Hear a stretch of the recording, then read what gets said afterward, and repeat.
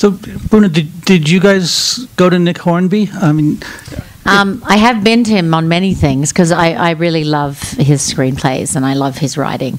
But in this case, we were kind of actively looking for a writer, and his agent, who I know in the UK, Jenny Casaroto, called me and said, Nick has read this book. This is still pre-publication, and he would love to adapt it. You know, would you be interested in sitting down with him? And Reese is a diehard Nick Hornby fan, as am I.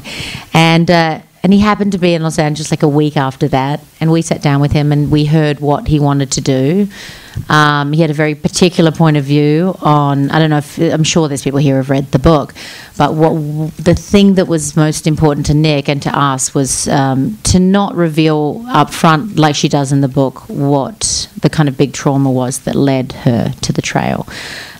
We wanted to treat it more, for dramatic purposes, an emotional mystery of sorts. And so he really had a kind of very clear idea very early on for how he would achieve that. So how did you get Jean-Marc? I mean, what was the process of choosing a director for this? You know, we had a pretty diverse list of people for this, and we met with actually a couple of people and chatted to different people, and we had sent it to him very early on, probably one of the first people, because Reese and I had both been fans of Crazy and Café de Flore and Young Victoria. But he was so busy posting his other movie that he didn't read it. And as much as you tell directors, like we would say, the movie, we didn't have a partner at that point. We were independent. And we were like, it's going to be financed, we promise. But no one believed us until Fox Searchlight became our partner. And then I think they gave it such a seal of approval. And he finally read it. And the second he read it, he was, you know, he really connected to it. He had lost his own mother to cancer, and he connected to it very deeply. And then he had a call with Reese, and it moved very fast from there. So, Laura, you're playing someone who really did exist. I mean, how much responsibility do you feel to her?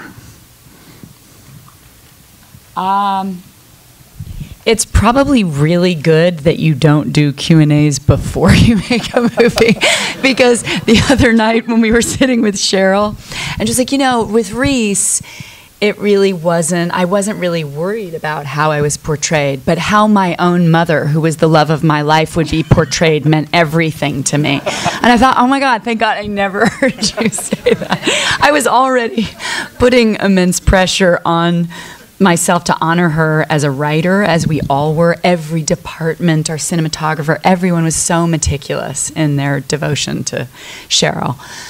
But the way she holds her mother in her cells, I say, because you know Bobby if you know Cheryl. It's so beautiful.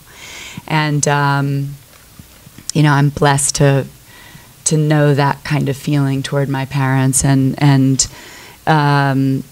you know, you want to give her the most important, I think, idea for Cheryl, which is that she had gone through such pain and such bravery and courage at a time that you didn't leave, and there was no conversation about domestic violence or shelters to go to in the early 70s. And I think Cheryl wanted everyone from the film to feel that level of earned gratitude and what it takes to really hold that for yourself, for your children. And so that was the responsibility I think I felt the most pre-Q&A. Right.